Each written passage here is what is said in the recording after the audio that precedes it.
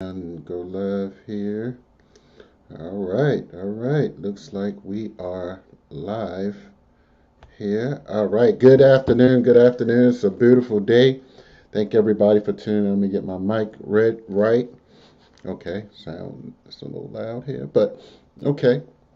It's a beautiful day. I want to thank everybody for tuning in. Uh-oh, did I lose my guest? Okay, well, she'll be back. All right. Well, I have the distinct honor of introducing an amazing sister I see you, who I've known for quite some time. Let me just find her brief bio. Let me see. Okay, wait a minute. And Sister Kenya Pope, the goddess builder. So I know that she is a minister, a transformational coach as well. Actually, she has two um, LinkedIn. So let me find the one where I saw some of her details. But I've known this sister for, man, it's been 7, 8, 9, 10 years now. So, oh, I see a minister. She's also a minister, and she's CEO, founder of I Am the Goddess Builder, and she support high power, socially conscious leaders birth their unique value dollar $1 million value impact amongst many others. And she is from the New York area, but now in the Maryland DMV area. So I'm happy that the sister has come down the past few years, and she's doing some amazing work in this area. Of course, she's one of the most brilliant sisters that I know. I'll just say that, and so it's really great to be here with her. So thank you, the Thank goddess. you. Peace, Brother Okay. Haki. Yes. Thank you. Yes, it's great to be here. And also, I don't, I know are you a Oshun priest? Like, are you Oshun? So I am a daughter of two waters, but Okay, me and Oshun have a special thing. okay, okay. Beautiful. So, And that, yeah, and we could talk a little bit more about that in another conversation. right. Okay, that sounds good. I wanted to give you all the proper titles, and being in the con system, I I wanted appreciate to that. address you I properly. appreciate So, that. It's the always an honor to be around the success scholar. Always want right. to know what part Thank of the you. diaspora you're in. So thank you for Yes, having me. yes. Yeah, it's great. So last time, we connected. We were at the festival. I mean, like physically in the presence. I think, of course, there are a lot of other things, So I'm just happy you're here in the Maryland area and doing some unique work. So speaking about who builds the goddess. Now, that's your brand, the Goddess Builder, and you. Wait a minute. Good from goodness to goddess, right? Yes, from That's what you found it goodness right. to goddess. Goodness to Yes, goddess. I Okay. think it's important. This question is so juicy. Who Mm-hmm. builds the goddess? It's so Mm. juicy because a lot of our spiritual texts leave us lacking in knowing what the woman's role in divinity is, in the Mm. divine. Many Mm-hmm. people can spit off names of prophets that were men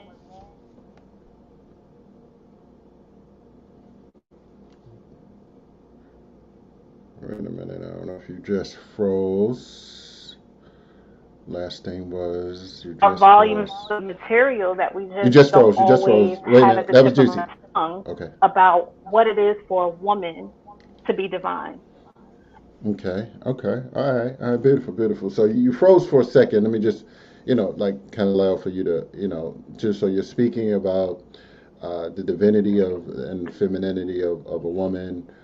So can you just kind of rephrase what you just said, and hopefully we won't have Yeah. that again. I think that's Basically, important. So if you yeah. ask anybody all day long, they could tell you about prophets that are men. They could tell you about They could recite scriptures or recite the life and times and words of men who were divine. Mm. And so if I were to ask the same question, Ooh, break you it. know, who are the women that you know in your spiritual realm, in your spiritual study that show up as divine, I'm not sure that people could count 5 names of women. You know, we could talk about even from Mm. the Abrahamic traditions of, you know, Judaism, Christianity, and Islam. There are many, many, many, many, many, many chapters, books, and tales written from the voice of men in the divine seat. But when we want to know about the woman, a lot of times people land on this idea that it's the woman's fault that men fell from grace. And so that Mm. plays out, you know, that plays out when you're in the presence of a real life woman. In the back of your mind and the deepness of your heart, you may not see her as divine because you haven't had an example. You know, you haven't had stories, you haven't had a cosmology, you haven't had storytelling, you haven't had a mythology that really shaped your perspective of what it is to build, to be in the presence of the goddess within.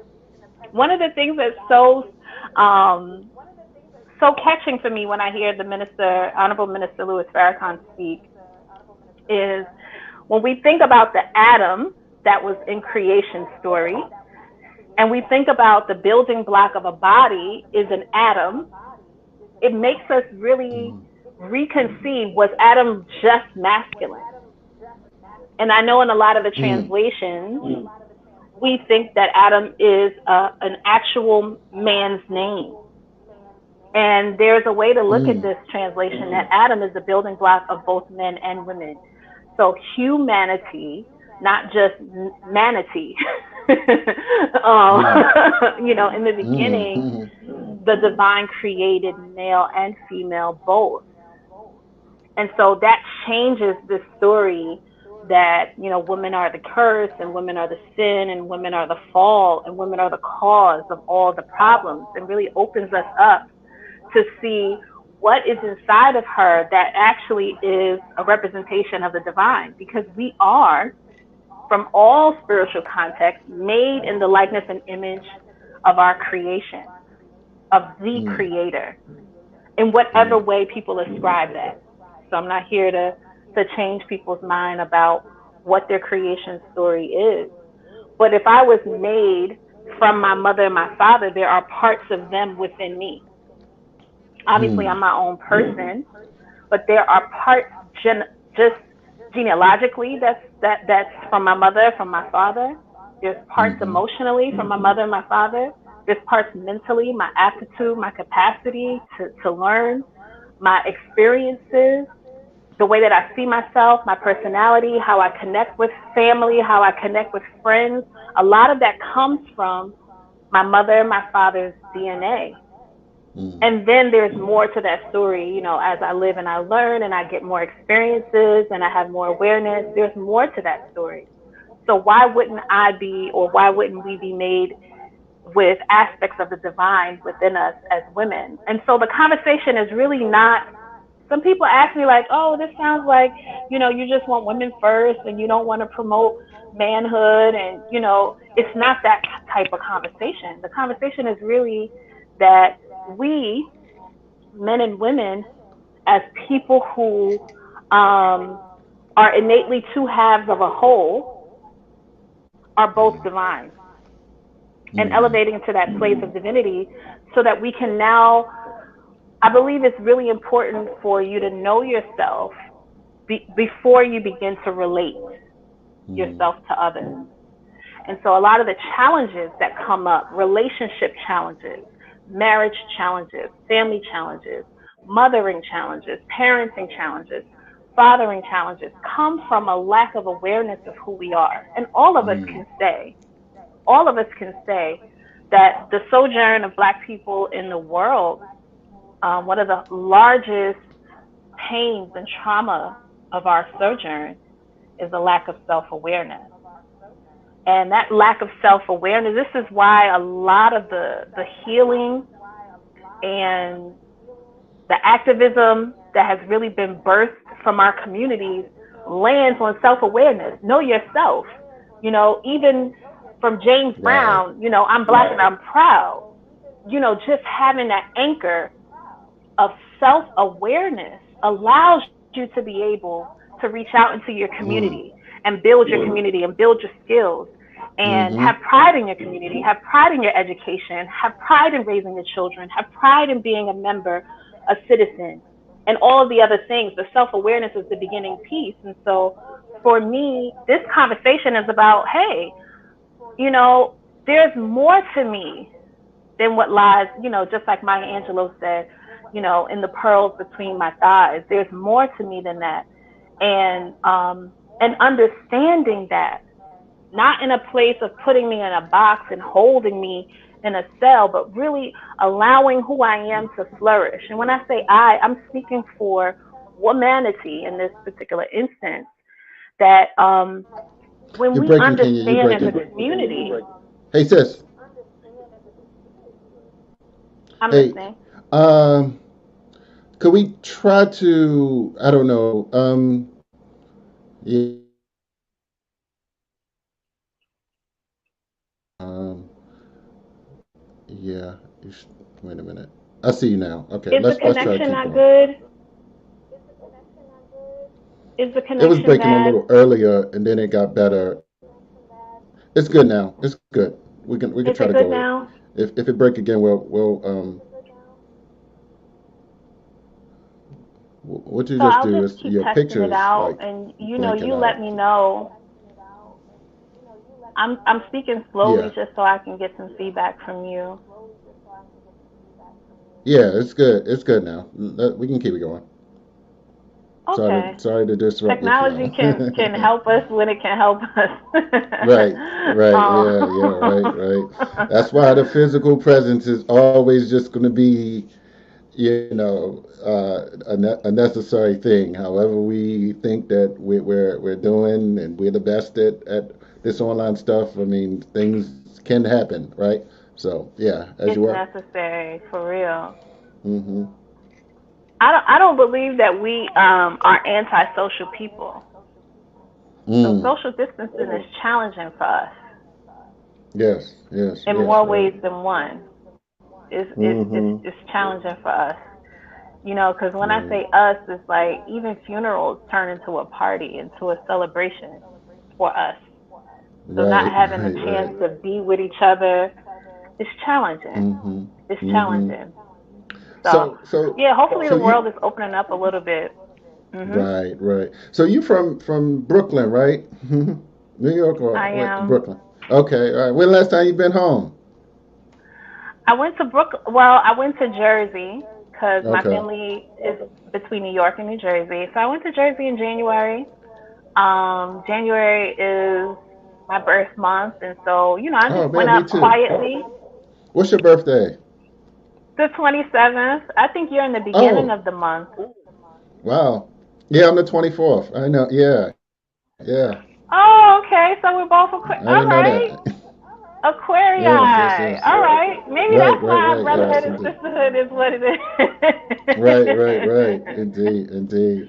No, I went up to Brooklyn. I was it was close around my birthday, maybe a few days before or something, or maybe after.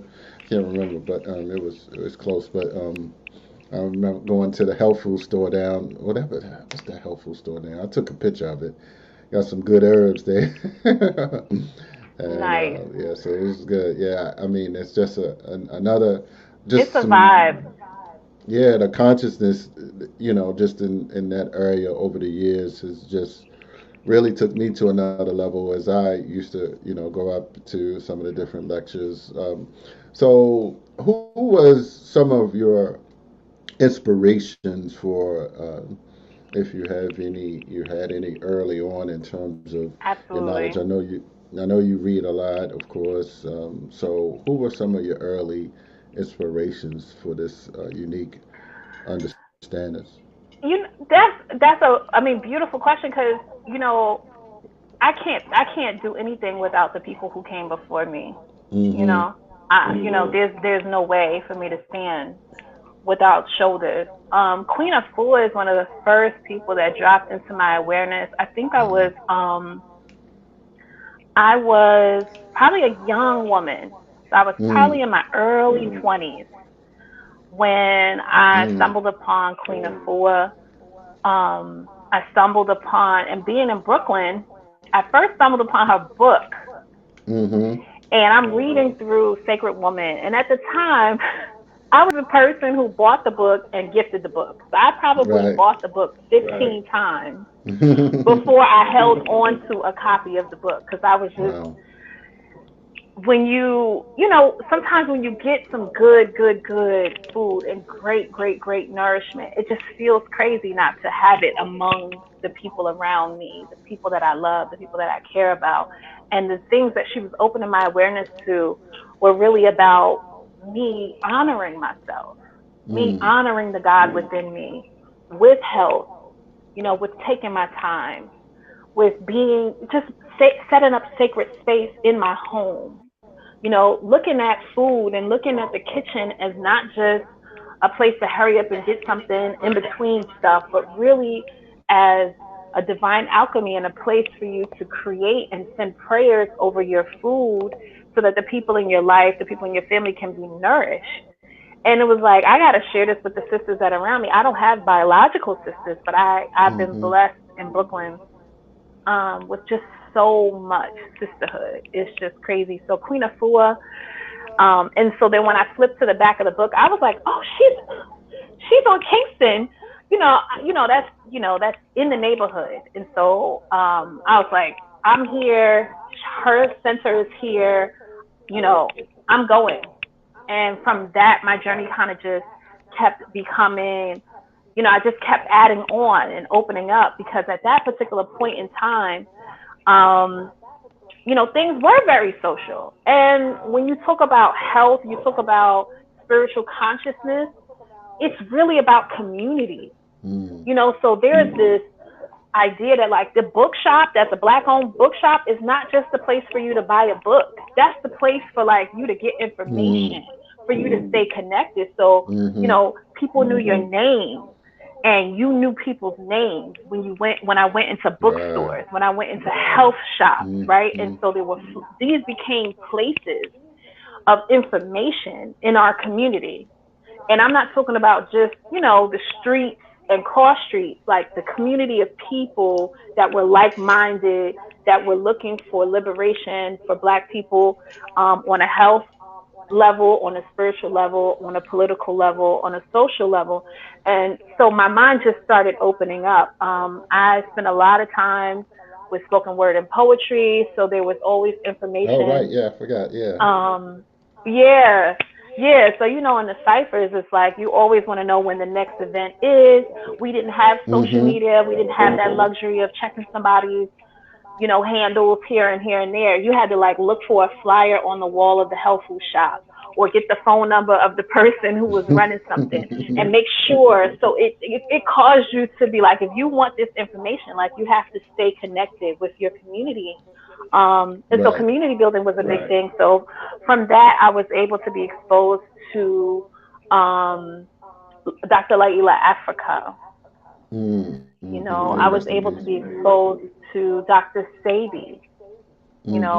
I was Mm-hmm. able to be exposed to the Asura Set Society, which is a Kemetic society based out of New York, but it's international for the last close to 50 years, really based on the Right. teachings from one brother, Ra'an Nefer Amen. And he has a whole series called the Medu Neter, really talking through the Mm. 11 laws of Ma'at and these 42 laws of Ma'at that people have begun to really start to be on trend. This little Panamanian man in Brooklyn was really bringing knowledge to us about our Mm-hmm. health, about meditation, about qigong, about herbs. So, there's so many influences, even names that even if I said them to you right now, you may or may not have a reference if you weren't part of the community because we have a lot of Mm. stand up, just aunties and uncles who are doing work who may not necessarily have a published book, that you can grab on the internet. Mm. but I've learned so much by sitting at their feet, and I still have Right, mentors to this right. day that I'm just so blessed to be able to sit at their feet. Sometimes just being able to go to their house and wash dishes with an elder is a lesson and a course in my personal development within itself, you know. So there's nameless people that have influenced me and continue to Hmm. influence me. And I'm not who I am if it wasn't for the elders who come through me and spend time with me and pour into me, you know?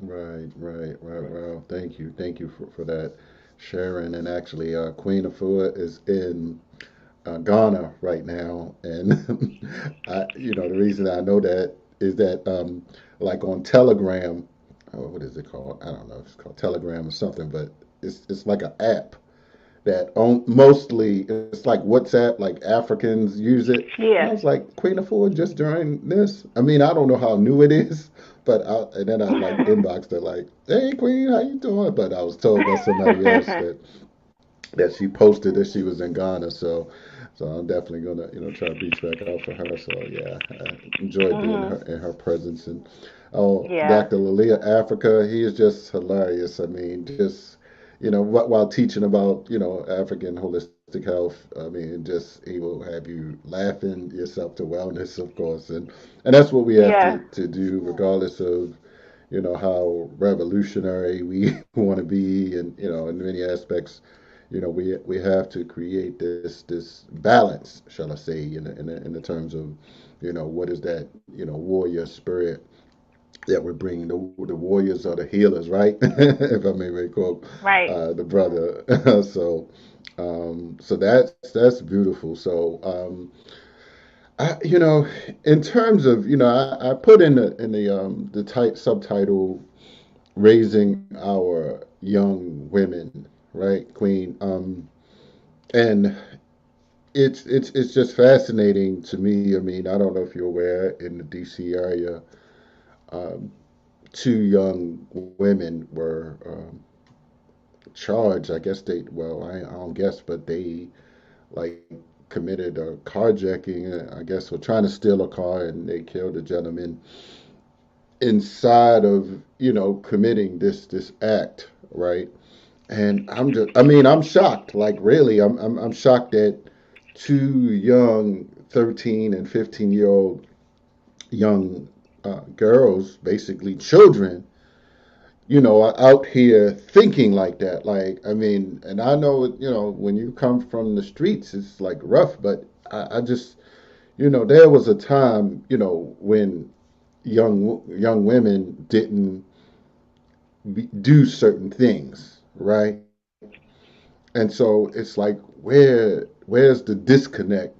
Where are they learning this type of behavior? And Right. what we have to start it young, because so I just add to that, and we have to build up some young goddess and let these young women know, like, look, this is how you conduct yourself. This is how you organize your life. This is how you think. This is how you view yourself. So just add on, in terms of the Yes. state of some of It's the younger women important, out here today. Brother Haki, you know as a scholar, the more knowledge that you get, the more you want to teach.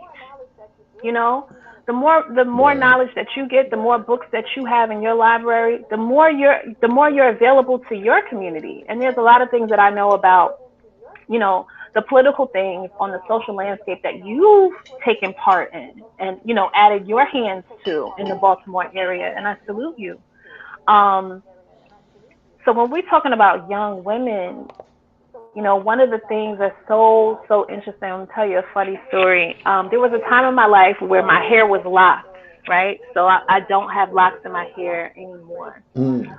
But in that time, brother, I would wrap my hair daily, right? Because being in New York, being in Jersey, it was an anomaly at that time. It wasn't fashionable. It wasn't on trend, right? It was an anomaly. So people were always picking at my Mm. hair, touching my hair. So I was covering my hair with wraps every day. And I remember one summer, um, for whatever reason, this particular day, I did not have a wrap on my hair.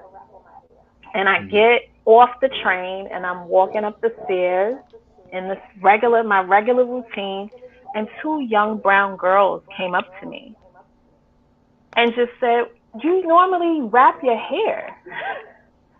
And I was just Mm. like, "Who are you?" Right? I didn't say that to them, but in my mind, it was just like, Right. "Do I remember them? They're not related to me." And it just Mm. struck me. And this was probably 15, 16 years ago, right? It just Mm-hmm. struck Mm-hmm. me how much it mattered to them what I was doing. Am I just, I'm Mm. going to just get ready and I'm going to just get on the train and I'm going to just, go from point A to point B. Representation, we talk about this now in terms of, the big screen and movies and the small screen on TV. Representation is in your neighborhood. So I take it as a very strong responsibility that my elders have poured into me. So I have a responsibility to be available as I'm transitioning to young elder. I'm transitioning to that place of young eldership. And so there's a continuum. Oh, So this going is out, not just going a out, conversation. sister. I don't know what's going on. Come back in. Come back in if you can. Are you hearing me? All right, we'll try it. Are you Yeah, you hearing went me? out. You went out for a second. Went out for a Are second. you hearing me Last now? thing I heard, if you're still there, I'm still here.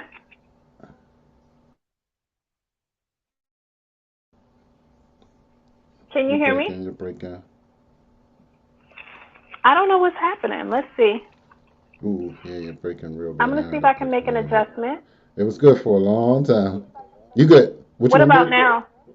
Okay. You sound good and look good now. Why You don't sound we, good and look good.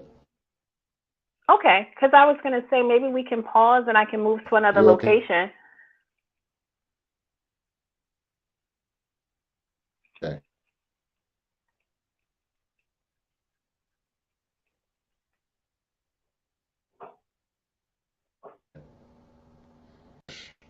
Okay, I'm good. It's on. So I trusted it. You good? You good? I'll trusted it. I see. I got like 2 bars, so it looks correction is fairly good if you're on Wi-Fi. Okay, well, it says it's good. Okay. So last thing I heard, as you were saying, the young women were. I mean, the point that you were making is that some young women that you didn't know were watching you and just saw you, and they were like, you usually wrap your hair. So that's the point, is that young people are watching, not not what you tell them, but what they see, through all of their senses, through the hearing and seeing, and they're taking in all aspects of existence that's going on around them. And so, and to point to that in the context of what I was saying about these other young people, somewhere along the line, they thought that committing this act was like normal. You see what I'm saying? We've normalized, or certain behaviors have become so normalized where people don't have individuals in their life, like directly to really counter some of the negative thoughts that they may have. Yeah. A So this community is is a where, community, right. A community is a community. And Mm-hmm. when we're looking at problems in our community, we're looking at the problems of a community.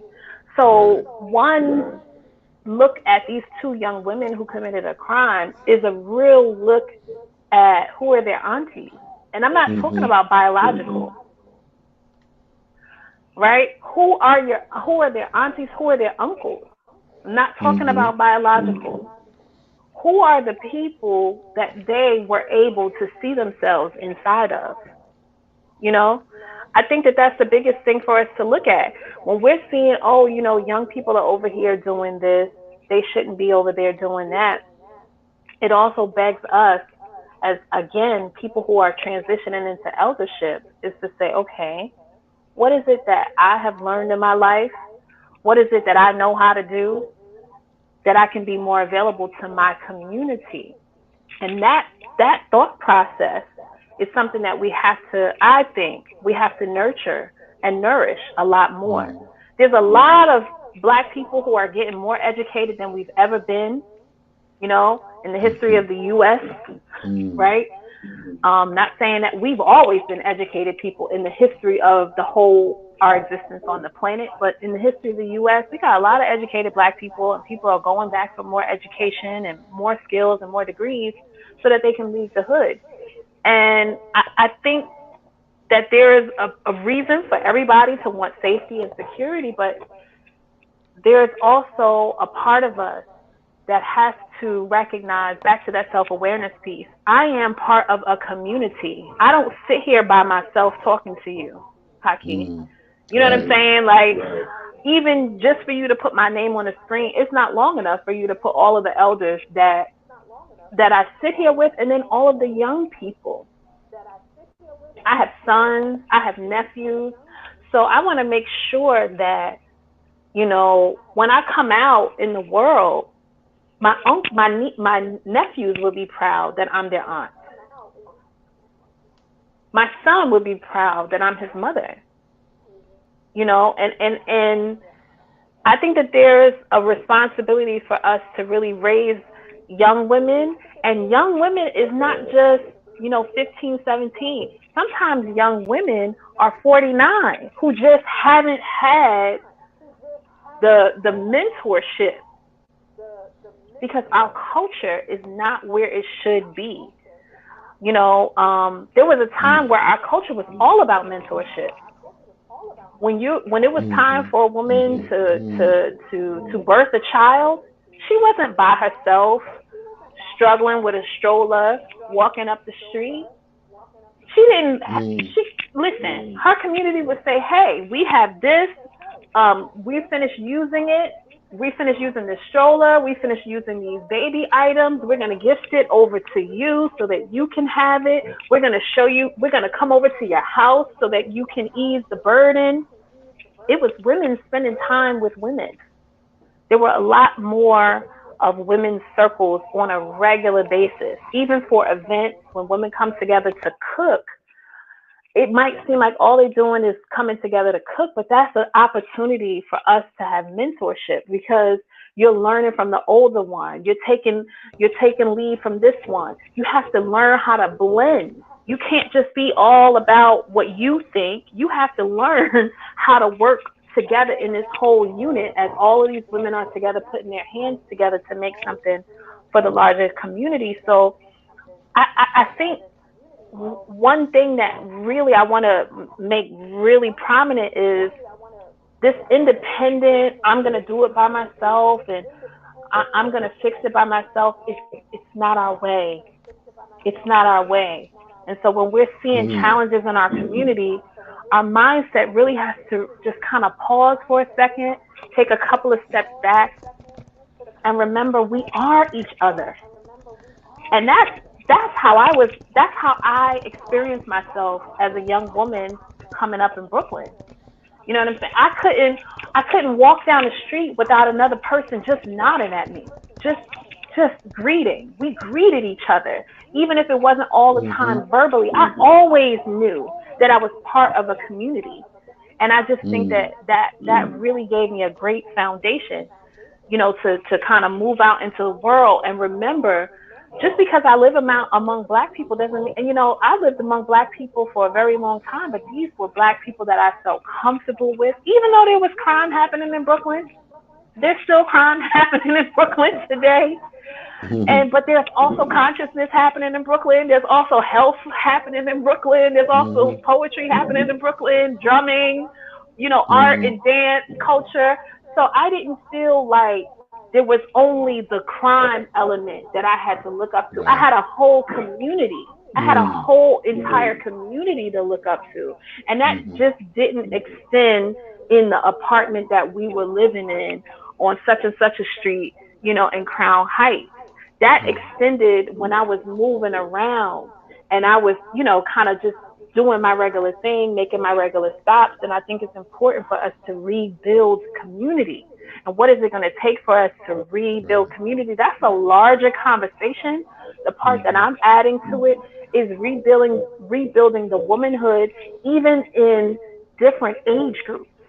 Because Mm. when even if a woman is 55 years old and she gets mentored, can you imagine all of the children that she can affect now and infect Mm. with this new level of creation, this new level of awareness, this new Mm. level of being, this new level of love in her heart?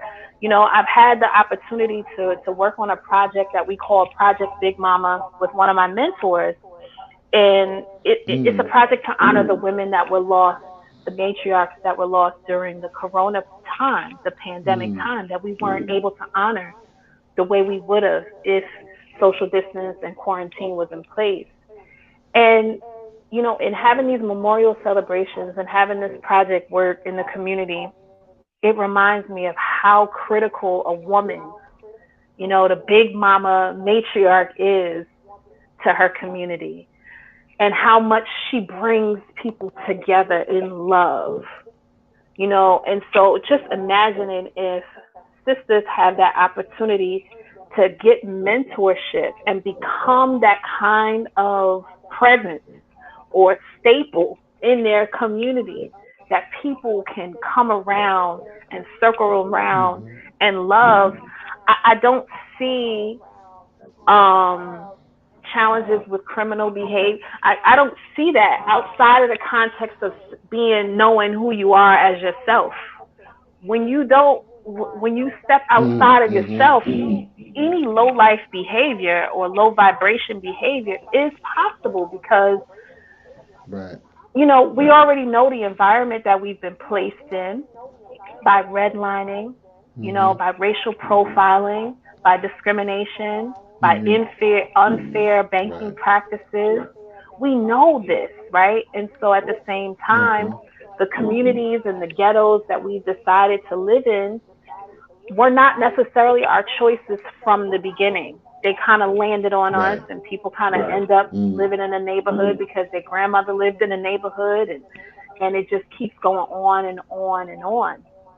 And so Mm. if we look around our neighborhood and we don't like what's happening and we don't like how we feel around each other, we don't Mm. feel comfortable, that's something that should raise an alarm. Like you mentioned earlier, Brother Haki, that shouldn't be normal. It shouldn't be Mm. normal for me to ride through my neighborhood and I feel an urge to grab or to guard. That should not be normal. And I think that that's Mm. something for pause. If you're in a Right. neighborhood where you feel uncomfortable for the levels of crime, that's a reason for pause, and that's a reason Mm. for us to look at the whole entire picture. That includes Right. how men have treated women, Mm. how women have treated women, how women have treated each other, how men have treated each other. All of that plays into the psyche of these young girls that decide, like, hey, is nothing else for me to live for? Is Mm. nothing else for me? There's nothing else for me to live for because there's nothing in their community that nourishes something outside of that. Right. You Right. know. Right. Yes. Yes. Yes. So I think this work is multi-layered, multifaceted, Mm-hmm. multidimensional.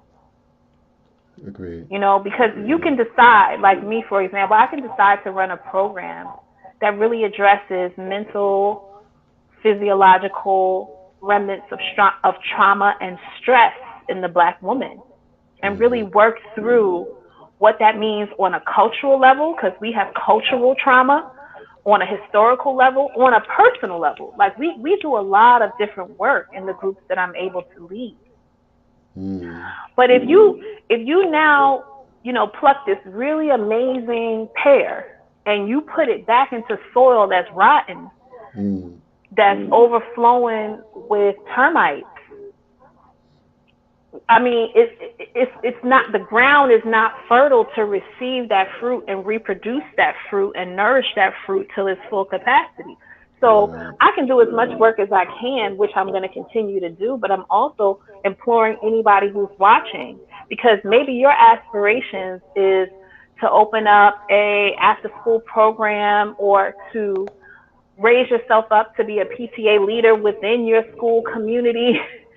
It doesn't always have to be creating something new. There might be a system already in your neighborhood that you've been wanting to say, you know what, I need to go to that school and talk to, the teachers. Maybe there's a PTA organization or association that I could join. Maybe there's a group that's already happening that I can join. Maybe there's an Right. effort that's already in process that I can add Yes. to. Hmm. And we might think that, oh, it doesn't matter. That's just a small thing. But you're not going to change the world. We're going to change Mm. our world. And in Right. changing our world, all of us together will change the world. Some of the That's right. greatest people on the planet who have ever existed have told us to just do small things greatly. Just Mm. do just do the small thing. Mm. Just do the small thing. When I come Indeed. into a neighborhood, my son sometimes picks on me, right, brother Haki, Mm-hmm. because um anybody is my child. Right? Like Right. anybody is my child. If you within hearing distance of me and I'm within hearing distance of you, you're my child. Um and so, sometimes young guys sometimes can get kind of loose with the language in my presence. And Mm-hmm. it can kind of disturb me a little bit. And I'll make a comment. I'll say, "Hey, excuse me, you know, excuse me, I'm someone's mother." And Mm. sometimes my son will pick Right. on me. And there will be some guys in the group that in the heat of the moment they respond like, who she thinks she's talking to. But there might be Mm. one or two that says, "Hey guys, hey, Mm. hey, let's Right. just carry it across the street." I'm not barking at them. I'm not disrespectful to them. I'm just letting them know, hey, there's a standard here. Right. And the Right. standard Right. of Right. respect, I'm going to give to you, and I'm going to ask you to give it back to me. And you can do with it. I'm not going to pressure you. I'm not going to yell at you. I'm not going to give you no demands, but I'm going to give you something in your ear to remind you that I am in community with you. And what Right. you're doing has an effect on me.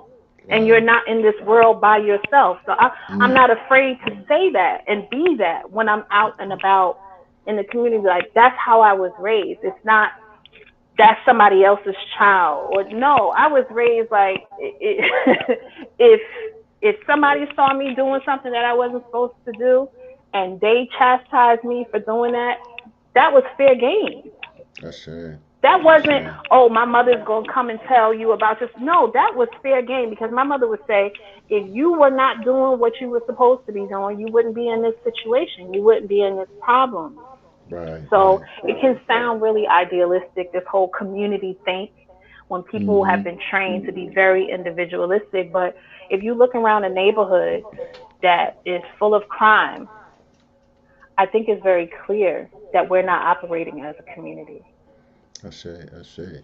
All right. Yeah. So definitely, sister. So we gonna do this some more again. Of course, I'm gonna go pick up my ordered a meal, but so we definitely gonna do this again. But let's put out your contact information, and you are working with women and businesses as well. Just want to put that out there. Anybody that need different services that I believe Yes, you can serve, and we thank gonna you. follow up with you as well and touch base. And so your social media as well. I'm gonna put it in as you speaking. I'll place it in here. What's next right now is Yeah. what's called the Goddess Build, and the link is bit.ly /